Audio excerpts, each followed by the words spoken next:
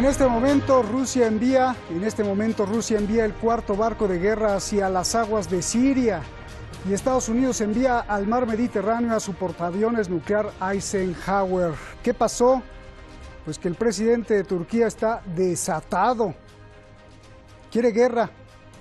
El ejército de Turquía se ha enfrentado ya directamente contra el ejército de Siria. Y por si fuera poco,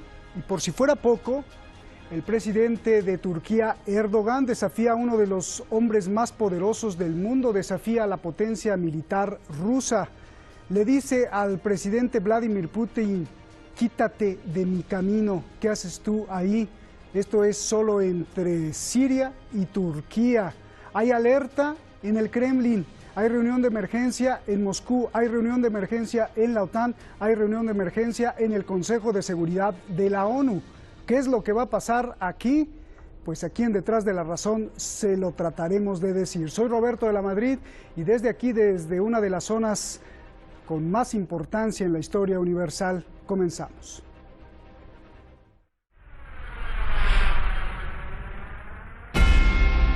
Turquía utiliza todo su poder y tecnología militar para vengarse de Siria.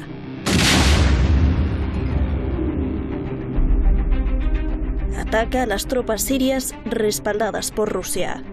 Turquía destruye 141 tanques, 8 helicópteros, 9 almacenes de municiones, 56 vehículos blindados, 3 drones, 72 piezas de artillería, cañones, obuses y lanzacohetes, 7 sistemas de defensa aérea, el aeropuerto militar de Nairab.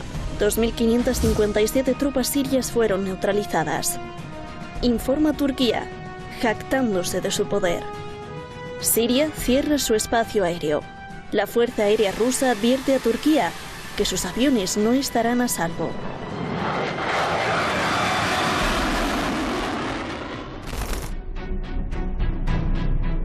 Rusia, que defiende a Siria, levanta la voz y le advierte a Turquía que deje de disparar.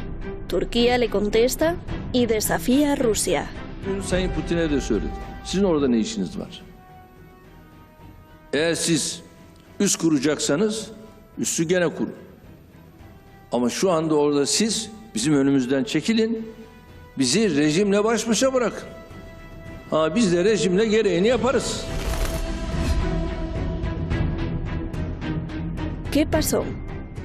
Turquía está furiosa porque quiere controlar un pedazo de Siria, Idlib. Pero el gobierno de Siria no la deja, porque ese territorio es suyo. El gobierno de Siria ha estado avanzando y recuperando terreno. En los últimos 2 avances mató a decenas de terroristas, entre ellos al menos 55 soldados de Turquía. Según Siria, Turquía defiende a los terroristas. Turquía siempre lo ha negado.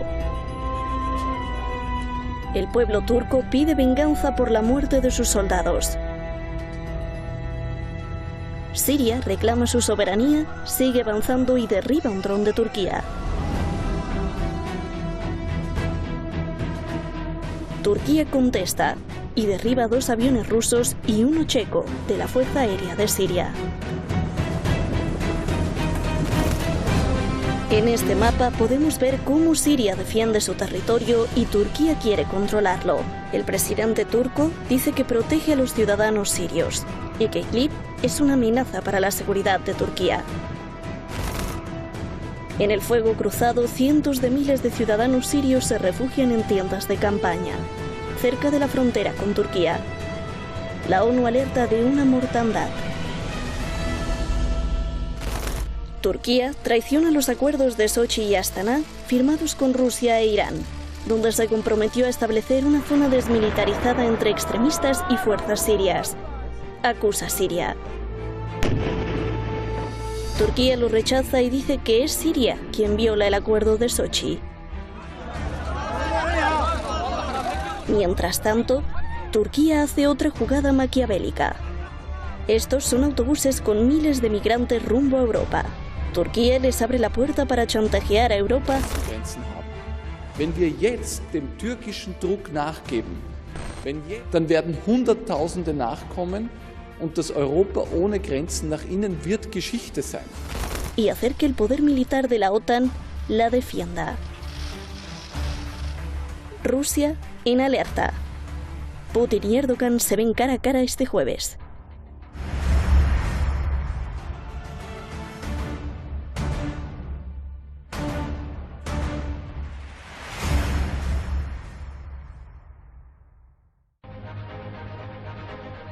Muchísimas gracias al equipo detrás de La Razón, muchísimas gracias a usted por estar siempre ahí detrás de las cámaras, apoyando, criticando y recomendándonos, y también gracias por sus oraciones debido al coronavirus aquí en Irán. Vamos directamente con nuestros invitados. Está Iñaki Gil de San Vicente, el maestro Iñaki, a quien con mucho respeto y mucha admiración siempre recibimos allá en San Sebastián. Muchísimas gracias. Y también al gran Francisco Coloane, analista internacional que sabe mucho, incluso ha estado dentro, siempre lo digo, dentro de los organismos mundiales que controlan o que dicen controlar la paz mundial. Gracias a los dos. Francisco, comienzo contigo. Hay muchas preguntas y muy poco tiempo. Iñaki, Francisco, les pido su ayuda. Francisco, comienzo contigo. A ver, el punto clave es la reunión entre Putin y Erdogan, pero antes de hablar de esa reunión, yo quisiera que profundizaran en todos los ángulos que nos llevaron a esta crisis que estamos viendo. La primera pregunta: el presidente de Turquía atacó con todo su poder al ejército de Siria, después desafía a Rusia y le dice que se quite del camino, y a pesar de que Idlib no es de Turquía, sino de Siria, el presidente turco advierte que va a continuar. ¿Qué le pasó al presidente de Turquía? ¿Se volvió loco? ¿Quiere guerra? ¿O es muy astuto y tiene un as bajo la manga? Por favor, Francisco. Roberto, ¿cómo estás? Muchas gracias por contactarme nuevamente. Creo que las dos cosas: es astuto y tiene un as, es astuto, tiene un as bajo la manga, y también tiene su propia ambición de poder político externo e interno. Es decir, él se juega también su permanencia en poder dentro de Turquía. No todas las tiene a favor. Hay un grupo nacionalista que lo apoya. Sin embargo, el Partido Republicano del Pueblo está contra Erdogan. Es decir, definitivamente, si quieren paz con Siria. Ahora, el punto más macro, falta tiempo yo sé, es que, ¿qué le pasó a Erdogan? Se aprovecha de la coyuntura de una debilidad en general del sistema internacional, y él tenía información del estallido del coronavirus de todas maneras, porque bien sabemos que esa fue una operación de inteligencia militar colocada ahí por Estados Unidos para desestabilizar China.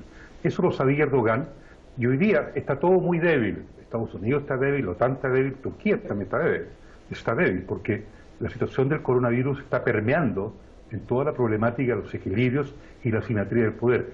Todos los estados se sienten débiles porque sus sistemas de salud pública están siendo atacados por este virus. Aparte del corona, en la parte específica de la guerra, Turquía es un pasaje de terrorismo hacia Siria. Bien sabemos que los 800 kilómetros de frontera entre Turquía y Siria, eso yo lo sé porque estuve en Siria 2 veces, en el 2012, en el 2013, era un pasaje de terrorismo para derrocar al presidente Assad. Y ese es el punto central. Se están aprovechando esta coyuntura de debilidad en la estructura de equilibrios de la política internacional, debilidad en las potencias también para negociar, debilidad dentro de la OTAN, ¿no es cierto?, para negociar con Rusia, debilidad de tener un punto de vista común dentro de la propia comunidad europea. Esos son los sectores más importantes. Entonces, aprovechando de esa debilidad, ¿no es cierto?, aquellas fuerzas que quieren derrocar al presidente Assad, Israel en primer lugar, Arabia Saudita, Egipto hasta cierto punto, claramente Erdogan, el presidente turco, quiere derrocar al presidente Assad, y esta es la coyuntura para hacerlo. Todo el resto es música. La cuestión de los refugiados se arregla económicamente, Roberto. Digamos, los 6 millones de euros que fueron entregados a la mitad y falta la mitad, eso es música. Digamos las cosas como son. Aquí hay una coyuntura feble desde el punto de vista de las negociaciones, desde el punto de vista... Nadie puede iniciar una guerra mundial hoy día, es decir, eso es una locura y eso es prácticamente imposible. Es decir, puede haber un termocéfalo en alguna parte de alguna unidad nuclear por ahí, pero yo creo que no, eso no es posible. Sin embargo, dentro de la posibilidad política está esta coyuntura de la debilidad global en el marco de las negociaciones, en la estructura de las negociaciones, en donde Erdogan se aprovecha de apoyar a los terroristas. Eso hay que decirlo claramente. Eso no es invento de Siria. Esto ya viene 8 años, 9 años. Bien. la invasión de terroristas para derrocar al presidente Assad. Gracias, Francisco. Iñaki, a ver, el presidente de Turquía desafía a uno de los hombres más poderosos del mundo, desafía a una de las potencias militares más poderosas del mundo. ¿Qué significado tiene que Erdogan le diga al presidente de Rusia, quítate de mi camino? Iñaki. Bueno, puede tener un doble significado, ¿no? Y habría que analizar el siguiente hecho. Ya hace unos meses se comentó de que corrían rumores de que Erdogan está contestado internamente, no internamente solo por situación social dentro de Turquía, por la situación política dentro de Turquía, por la situación de la resistencia kurda, por la derrota en Siria, etcétera, sino también rumores de que planteaban de que por fin la OTAN estaba analizando hasta qué punto le convenía continuar con Erdogan y si era posible un golpe de Estado, ¿no? Ha habido rumores de eso y ha habido analistas que plantean que la OTAN podría estar viendo la posibilidad de un golpe de Estado para retirarle, para quitarle a Erdogan y poner un pelele de la OTAN. ¿Por qué? Por la evolución de los acontecimientos mundiales. Plazos, por ejemplo, hasta que las elecciones en Estados Unidos aseguren otra continuidad de Donald Trump o la derrota de Donald Trump, ¿no? Entonces, en este contexto, y siendo cierto lo que ha explicado el compañero, en este contexto ya con antelación se añade otro factor nuevo, ¿no? Hace un mes, aproximadamente hace un mes, 20 días, 3 periódicos turcos han dado un giro muy fuerte al nacionalismo turco cara a resucitar el Imperio Otomano. Un periódico turco planteó que Crimea, que es un territorio estratégico para Rusia, ha sido 2 veces robado por Rusia al Imperio Otomano. Y otros 2 periódicos plantearon que incluso Mosul, el territorio, la ciudad de Mosul, central, muy importante en Irak, pertenece al Imperio Otomano y que incluso Alepo, una parte vital de Siria y parte de toda la península, de toda la provincia que tiene ocupada ahora Turquía, también pertenece al Imperio Otomano, ¿no? Hay un esfuerzo para preparar al pueblo turco para posibles conflictos en el futuro, ¿no? Y este esfuerzo pasa precisamente por galvanizar a la población turca que no quiere una guerra, que está suficientemente embotada en sus problemas, y para galvanizarle, ¿no? La cifra, a mi entender, exagerada de tanques sirios y de tropas sirias destruidas también tiene esa función, ¿no? Con esto simplemente estoy añadiendo argumentos a lo que ha explicado el compañero. Lo que estaría en juego, una hipótesis, y con esto concluyo, que hay que tener como muy posible, es un intento por parte de la administración de Donald Trump y los sectores más belicistas de la OTAN. Aquí ha habido una llamada de Erdogan al presidente francés Macron, de los sectores más belicistas de la OTAN y de los Estados Unidos, para lo que queda de año 2020, antes de las elecciones en Estados Unidos, tantear la posibilidad de un enrarecimiento de los conflictos para fortalecer la alternativa de Donald Trump y la alternativa de todo ese sector imperialista que gira alrededor de Donald Trump, cara a fortalecerle internamente y externamente, ¿no? Es un periodo que se va acortando día a día porque las elecciones vienen, porque, como se ha comentado muy correctamente, el coronavirus está afectando, se les ha escapado la agresión a China, les está afectando a ellos mismos. La situación en Europa es muy complicada, ¿no? Y hay otro dato. Un ministro turco ha dicho, lo ha dejado caer, que hay 25 millones de musulmanes en Rusia, ¿no? Y que, al fin y al cabo, los 4 millones de inmigrantes que hay en Turquía pueden 2 de ellos, 1 millón de ellos, puede ser, si Europa llega a un acuerdo con Turquía, puede ser desplazado al territorio kurdo, ¿no? De esta forma asistiríamos a un genocidio kurdo, como fue el genocidio armenio, a un genocidio kurdo, a una extensión de Turquía en el norte de Siria y afiancándose en Turquía en el norte de Siria, y a una posible participación de Turquía favoreciendo a los Estados Unidos, favoreciendo a todo el grupo terrorista en el interior de Irak para apoderarse de Mosul, ¿no? De esta forma sería una jugada maestra que beneficiaría a los Estados Unidos, controlarían Mosul, controlarían toda esa área y prepararían para un futuro, prepararían a ver cómo sería la respuesta de Rusia en ese panorama, ¿no? Concluyo con otra cuestión. Aquí esto lo tendrían que analizar con mucho cuidado, porque de por medio está la dependencia turca con respecto al mercado ruso en todo lo que es productos agrarios, productos cárnicos, etcétera, y luego la dependencia turca al pacto del oleoducto que circula en interior del mar de Turquía y que iría, y lo están construyendo, iría a Grecia y al sur de Europa, ¿no? Estos serían negociaciones que tendrían que hacer, pero en síntesis lo que se prevé en pocos meses es todo un conjunto de presión contra Siria, contra Rusia, para ver cómo responderían, y en el caso de que Turquía se posicionara claramente con la ayuda de la OTAN a tantear una situación que se puede ir de las manos prácticamente a todos los estados implicados. Bien, a ver, Francisco, háblame de los acuerdos de Sochi, de Astana. En los acuerdos de Sochi, Rusia pues le dio el derecho a Turquía de tener puestos de observación en Idlib, en Siria. En los acuerdos de Sochi y Astana se le asignó a Turquía una zona de Idlib en la que se comprometían todos a desmilitarizarla, una zona de alto al fuego, una zona de seguridad. Hoy esa zona de seguridad se convirtió en una de las más inseguras del mundo. ¿Qué pasó, Francisco? ¿Por qué Turquía violó los acuerdos o por qué Turquía acusa a Siria y a Rusia de pasar la línea de los acuerdos? Bueno, yo pienso que fue una equivocación Sochi en general, desde mi punto de vista. Yo estoy analizando la situación desde el punto de vista desde Siria, de los intereses de Siria, porque los intereses de Siria son los intereses de la paz, son los intereses de la lucha contra el terrorismo, que son similares a los intereses de Irán. No al terrorismo, sí a la paz y no a la expansión. Turquía obviamente acepta los acuerdos de Sochi porque se posicionan de alguna manera en Idlib. Obviamente que Rusia inteligentemente también tiene que tener en cuenta, ¿no es cierto?, la postura turca en la zona. ¿Dónde estuvo la equivocación?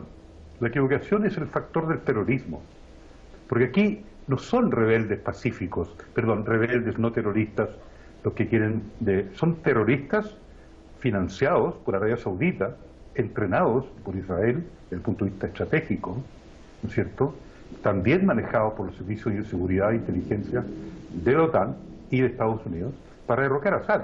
Ese es el punto central. O sea, aquí no hay que perder de vista ese punto, el derrocamiento del presidente Assad, que es la inversión de miles y miles de millones de dólares, que ¿quiénes lo han hecho? Los países del Golfo Pérsico, fundamentalmente Arabia Saudita, Malasia y otros países y privados y estatales también, dineros, que se han comprometido para derrocar al presidente Assad, porque sin Assad ahí viene el descalabro y ahí viene la repartición completa del tema, digamos, el derrumbamiento de toda esa región, de toda esa zona, donde incluye al Irak. Entonces, la situación es peligrosa desde el punto de vista del desmembramiento territorial de Siria. Ese es el foco del tema. Y Sochi pretendía, en la coyuntura, de alguna manera, postergar el problema central. ¿Cuál es el problema central? Que las potencias occidentales, fundamentalmente la Alianza Transatlántica, más Israel, más Arabia Saudita, dejen, ¿no es cierto?, de aprovisionar y dejen de enviar terroristas a esa zona de Idlib.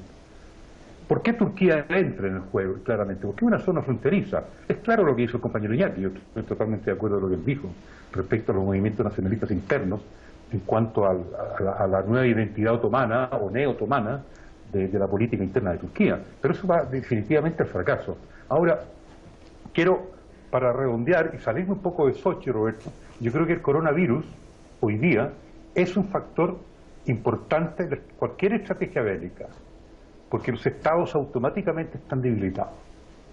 Están debilitados ideológicamente, están debilitados en la preocupación doméstica de controlar este maldito virus, que se expande. Acabo de leer el New York Times, hay mucha dificultad de controlar eso, también en China. China lo está haciendo, pero otros países no lo van a poder hacer. Y ese es un factor que, a pesar, en las conversaciones también entre Putin y Erdogan, en el sentido de que hoy día esa posibilidad que se abría para derrocar a Assad, ¿no es cierto?, y hacer una avanzada, porque en el fondo es eso.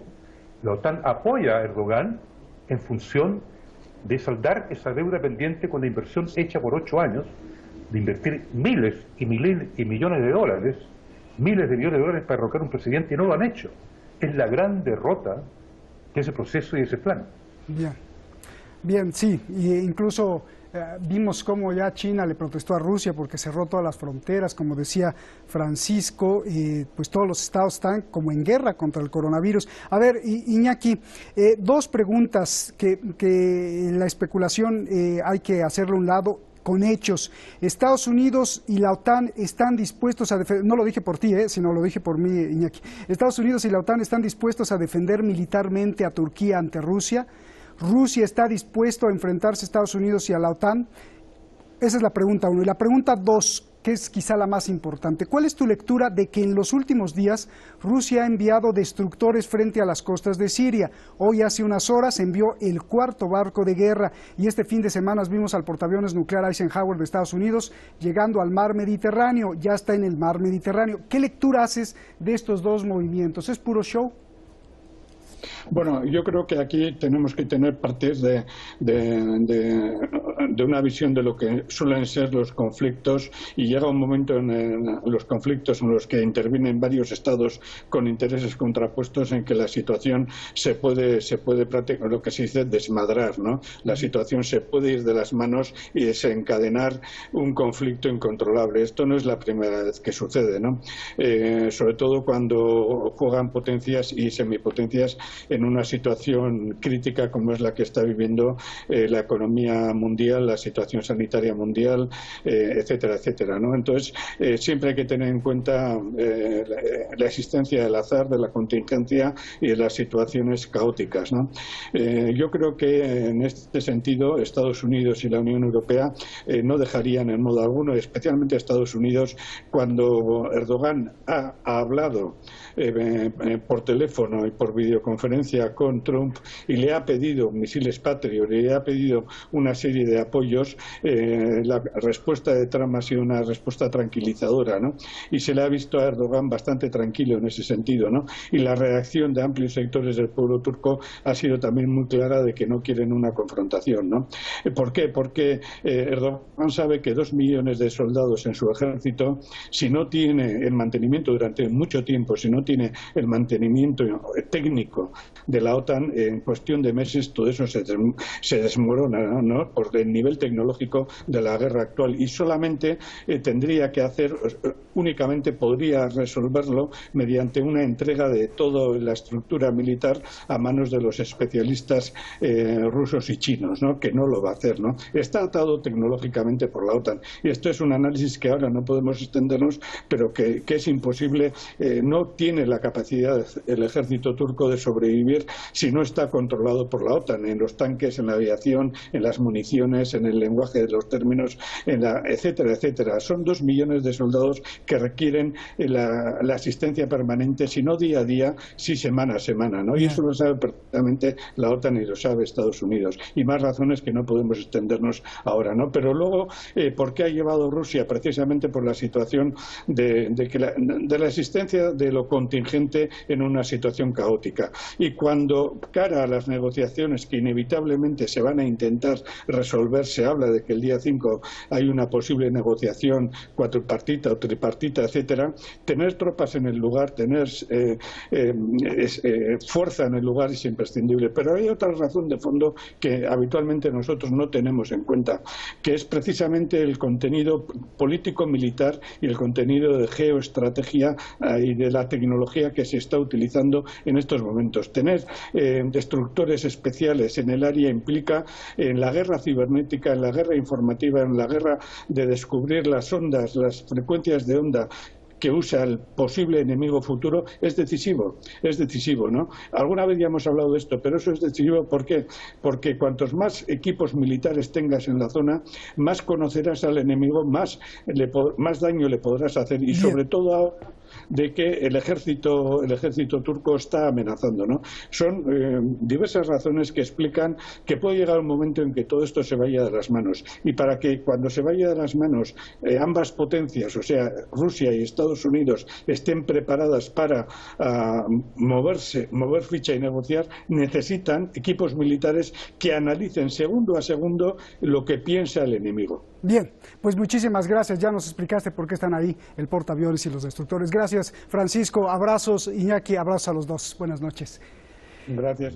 Mientras sucede todo esto, un virus continúa avanzando, un virus. ¿Cuál cree? El virus de la economía, del pánico y el negocio, que mientras unos se hacen ricos, otros se vuelven más pobres. Un virus que se utiliza, el coronavirus, con el que podemos aprender dos cosas. Ojo, no estoy diciendo que el coronavirus no sea peligroso. La primera cosa que podemos aprender es que el mundo no está preparado para enfrentar un virus súper letal de rápido contagio. Lo estamos viendo ahora. El coronavirus es de rápido contagio, afortunadamente no tan letal, pero si fuera letal como el ébola, medio mundo estaría muerto. Esto sí puede ser una alarma. No estamos preparados ni como individuos ni como gobiernos. La segunda cosa que hay que aprender es que hay un virus más mortal y que nos lo está mostrando el propio coronavirus. Ese virus más mortal se llama egoísmo humano. Al ver cómo muchos usan el pánico, cómo usan el mismo coronavirus para mentir, reprimir, hacer negocio, para ocultar, para quedar bien sobre la propia vida de las personas, no cabe duda que ese virus llamado egoísmo es la bomba de tiempo que podría acabar con todo. Buenas noches.